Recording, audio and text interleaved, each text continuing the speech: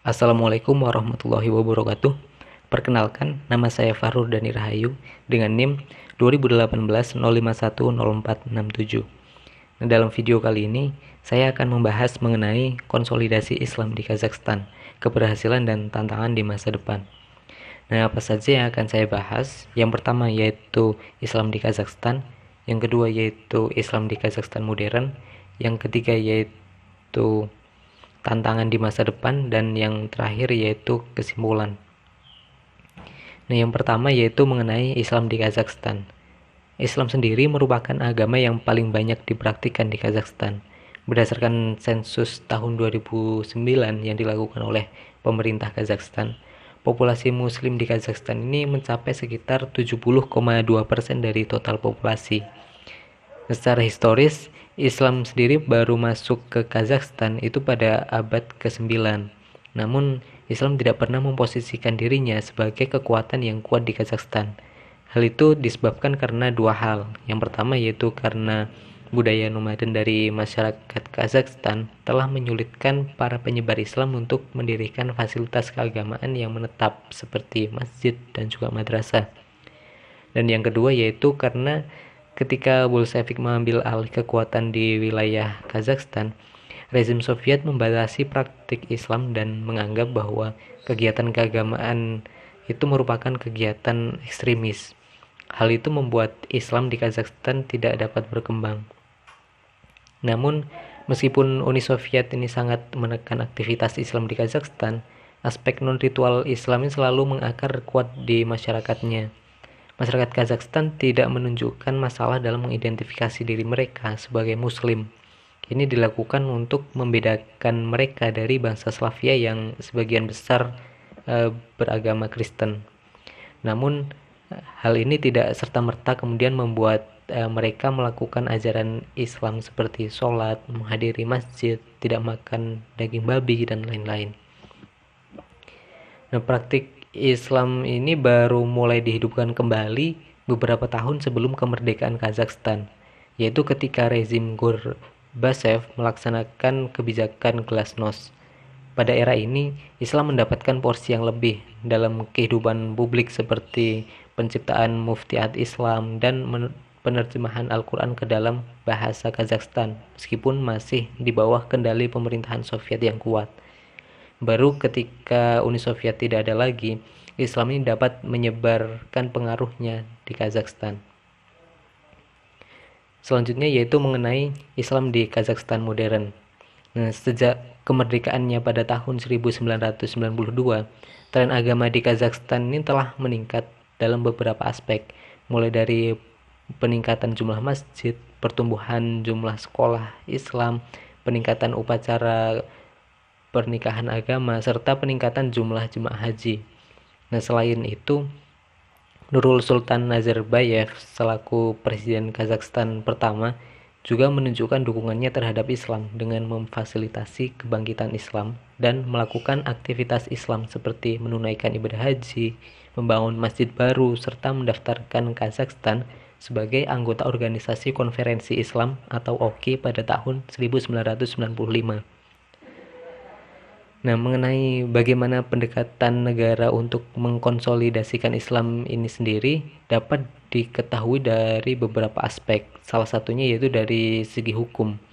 Dalam konstitusi tahun 1995 yang lebih tepatnya pada pasal 1, itu Kazakhstan menetapkan bahwa negara tersebut dibangun di atas karakter negara demokratis, sekuler, hukum, dan sosial.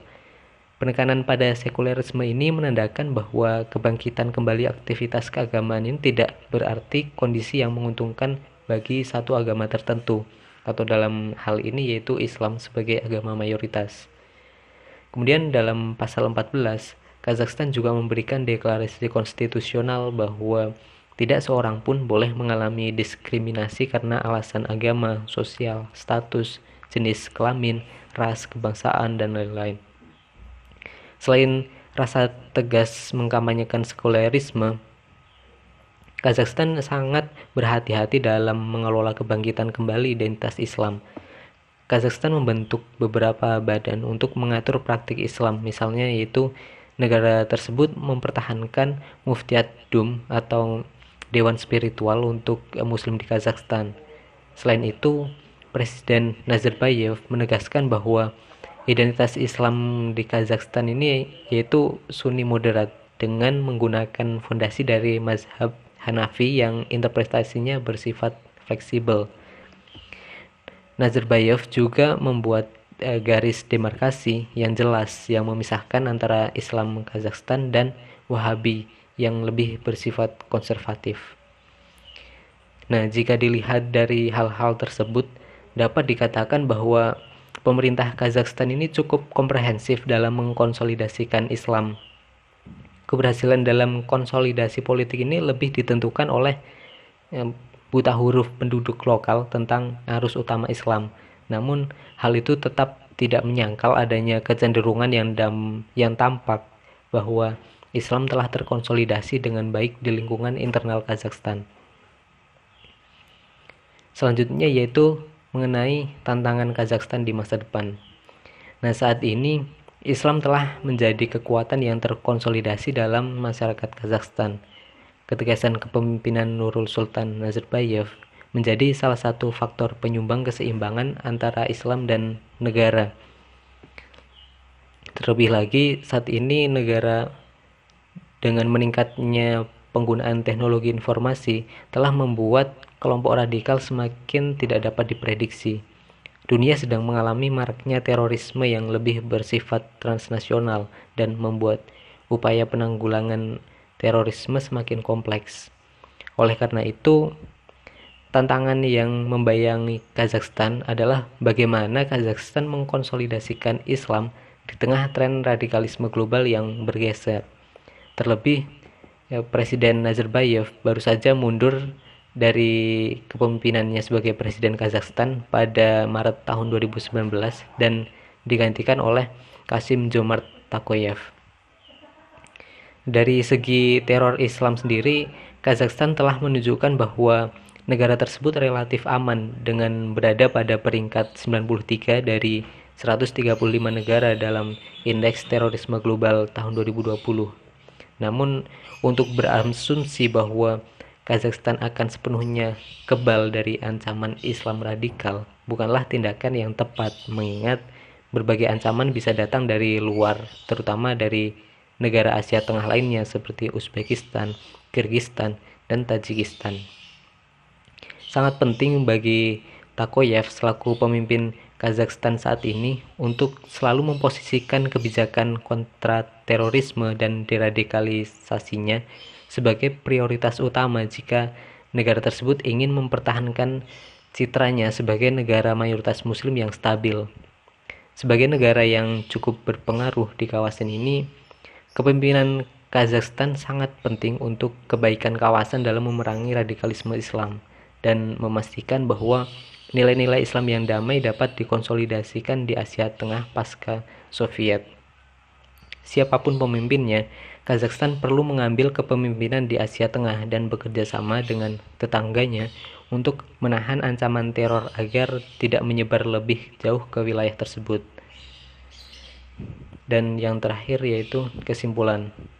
Nah, dari pemaparan yang sudah dijelaskan sebelumnya, dapat disimpulkan bahwa ada beberapa faktor yang mempengaruhi keberhasilan konsolidasi Islam di Kazakhstan.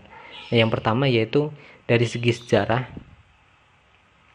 Kazakhstan mendapat manfaat dari praktik Islam yang telah berhasil berasimilasi dengan tradisi lokal dan telah menetapkan Islam sebagai identitas yang tidak dapat dipisahkan dari masyarakat Kazakhstan. Yang kedua yaitu masyarakat Kazakhstan telah cukup responsif untuk mengklaim legitimasinya dengan melakukan pendekatan dua sisi terhadap Islam. Di satu sisi, ketika rezim Soviet berakhir, pemerintah merespon dengan cepat dengan menetapkan negara sebagai rezim sekuler melalui konstitusinya. Namun di sisi lain, Kazakhstan juga mengakui pentingnya menciptakan interpretasi Islamnya sendiri dengan membiarkan aktivitas Islam yang pernah dilarang muncul kembali. Selanjutnya, sekularisasi adalah aspek lain yang tidak boleh kita abaikan dalam konsolidasi Islam ini. Bahaya gerakan Islam radikal transnasional membuat Kazakhstan memposisikan Islam sebagai isu lain yang harus diamankan. Meski banyak dikritik, posisi kuat Nazarbayev melawan kelompok radikal berhasil menjadikan Kazakhstan sebagai negara yang relatif stabil di Asia Tengah. Sekian pembahasan mengenai konsolidasi Islam di Kazakhstan. Kurang lebihnya mohon maaf. Wassalamualaikum warahmatullahi wabarakatuh.